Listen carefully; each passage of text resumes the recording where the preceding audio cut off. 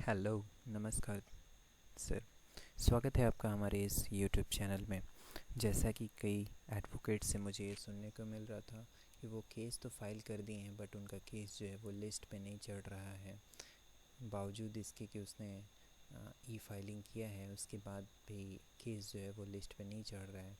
तो आप किन किन बातों का ध्यान देंगे कि जिससे आपका जो केस है वो अर्ली हेयरिंग के लिए लिस्ट पे चढ़े। तो अर्ली हेयरिंग के लिए जैसे आप पहले मेंशनिंग स्लिप डाला करते थे वैसे ही आपको मेंशनिंग स्लिप डालना है, बट आपको क्या ध्यान देना है कि मेंशनिंग स्लिप डालने से पहले आप रीज़न्स को ध्यान में रख लें। मेंशनिंग स्लिप डालने के कुछ नियम जो आपको जानने बहुत ज़रूरी है। पहला नियम क्या कहता है कि अगर केस किसी डॉक्टर, मेडिकल स्टाफ या पैरामेडिकल स्टाफ किसी का भी है तो वो मेंशनिंग स्लिप में वो जहाँ पे रीज़न होता है वहाँ पे आप सिर्फ रीज़न लिख दें, डॉक्टर या मेडिकल स्टाफ या पैरामेडिकल स्टाफ, तो केस की सुनवाई हो सकती है जल्दी। यदि आपका केस जो है किसी एक्साइज एक्ट में व्हीकल जो है वो रिलीज़ कराना है तो आप सिर्फ लिख दें रिलीज़ ऑफ व्हीकल, और उसके बाद रिलीज़ ऑफ व्हीकल देने के बाद आप किसी केस का रेफरेंस दे सकते हैं। जैसा कि हाई कोर्ट ने कहा है CWJC नंबर 17165 ऑफ 2019, जिसमें Umesh Shah versus the state of Bihar, तो आप इसका रेफरेंस दे सकते हैं। या फिर आप इसके साथ साथ आप जो है 20598 2019 MD Shaukat Ali versus the state of Bihar का भी रेफरेंस दे सकते हैं व्हीकल रिलीज़ करने के लिए। इसके साथ ही अगर आपका केस अर्जेंट है, ठीक है, तो आप मेंशनिंग स्लिप डाल सकते हैं। मेंशनिंग स्लिप डालने से पहले आपको क्या जानना है कि आप जो रीज़न लिखें वो बहुत ही छोटा लिखें, रीज़न को ज़्यादा बड़ा ना करें। सबसे पहले जानते हैं मेंशनिंग स्लिप किस मेल पे भेजते हैं। मेंशनिंग स्लिप यही जो फॉर्मेट है, ये फॉर्मेट ही आपको डालना होगा मेंशनिंग करने के लिए। जब भी आपको मेंशनिंग करना होगा तो आपको इसी फॉर्मेट में ही करना होगा, जिसमें सबसे पहले आप यहाँ पे केस नंबर लिखेंगे। टोकन नंबर मिला है तो टोकन नंबर डालिए, नहीं तो केस नंबर डालिए। या फिर आपके पास सिर्फ ई फाइलिंग नंबर है जैसे कि BR समथिंग, तो आप वो ई फाइलिंग नंबर डालें। यहाँ पे डालने के बाद दूसरे नंबर में है पार्टीज़ का नाम, पटिशनर का नाम। आप यहाँ पे पटिशनर का नाम डालेंगे। उसके बाद रिस्पोंडेंट जो है उसका नाम डालिए। डालने के बाद थर्ड में बोल रहा है कि किसी आप रिस्पोंडेंट की जो लर्नेड काउंसिल है उनसे आपने परमिशन लिया है या नहीं मेंशनिंग के लिए। तो अगर लिया है तो यस पे टिक करेंगे, नहीं तो नो। ठीक है। उसके बाद कहता है कि यहाँ पे आपको अपना नाम लिखना होगा, नेम ऑफ मेंशनिंग काउंसिल। जो मेंशन कर रहे होंगे पटिशनर पार्टी वो अपना नाम यहाँ पे लिखेंगे। नाम जो होगा वो कैपिटल लेटर में लिखना है। उसके बाद है मोबाइल नंबर। लर्नेड काउंसिल का जो रजिस्टर्ड मोबाइल नंबर है वो मोबाइल नंबर डालें। रजिस्टर्ड ईमेल आईडी लिखें। ईमेल आईडी लिखने के बाद हाँ, आप इस वाले पोर्शन को भरने से पहले ध्यानपूर्वक सुन लें। इस वाले में हम सिर्फ रीज़न डालते हैं, रीज़न बहुत ही छोटा होगा।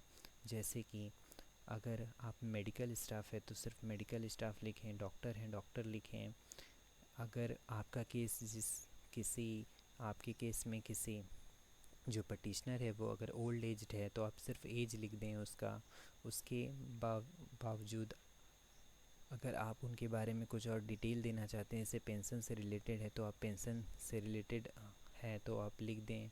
बहुत ही जो रीज़न होना चाहिए बहुत ही छोटा होना चाहिए। जितना छोटा होगा उतना ही ज़्यादा चांसेस है कि आपके केस जो है वो लिस्ट पे चढ़ जाएंगे। और मेंशनिंग करने का जो टाइम होता है वो 1 बजे दोपहर तक ही होता है।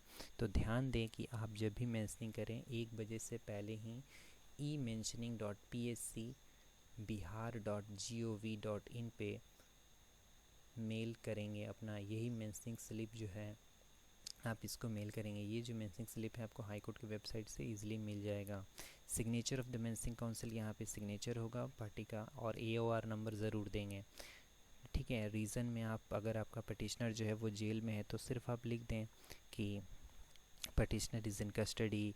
या फिर व्हीकल रिलीज़ कराना तो सिर्फ आप लिखेंगे रिलीज़ ऑफ व्हीकल। ज़्यादा आपको यहाँ पे डिटेल देने की ज़रूरत नहीं होती है। इस रीज़न में जितना शॉर्ट होगा आपका, उतना ही ज़्यादा चांसेस है कि आपके केस जो है वो लिस्ट पे चढ़ेंगे। नहीं तो जैसा पहले लिखते आ रहा था, not at present, not at present, तो यही बार बार चला आएगा। तो रीज़न बहुत छोटा रखें, ठीक है।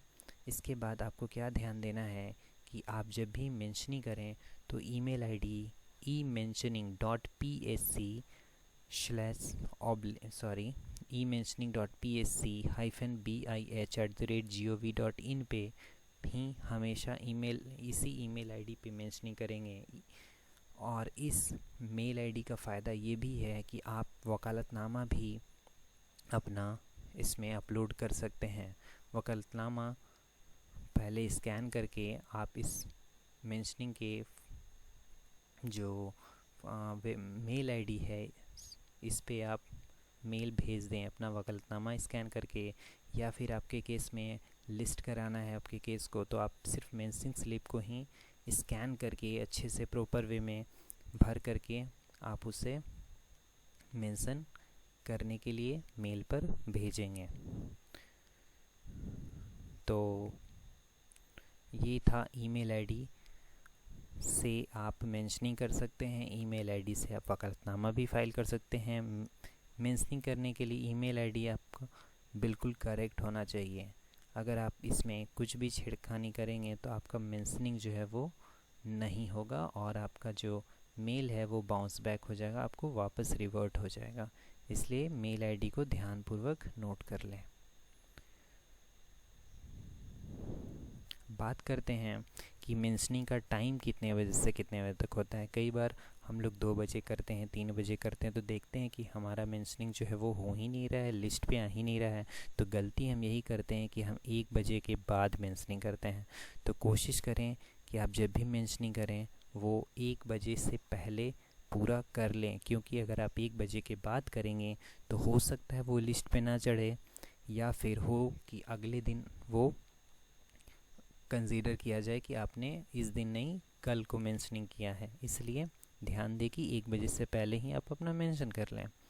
तो यही थी आज का जो मेरा वीडियो था, ये पूरे इसी बात पे फोकस था कि आप जो मेंशनिंग जब भी करेंगे तो रीज़न जो होगा बहुत छोटा डालें। अगर वो आपका जो केस है किसी जजमेंट से कवर्ड है, हाई कोर्ट के किसी जजमेंट से या फिर सुप्रीम कोर्ट के किसी जजमेंट से, तो आप ज़रूर उस जजमेंट को लिखेंगे, ठीक है, रीज़न में।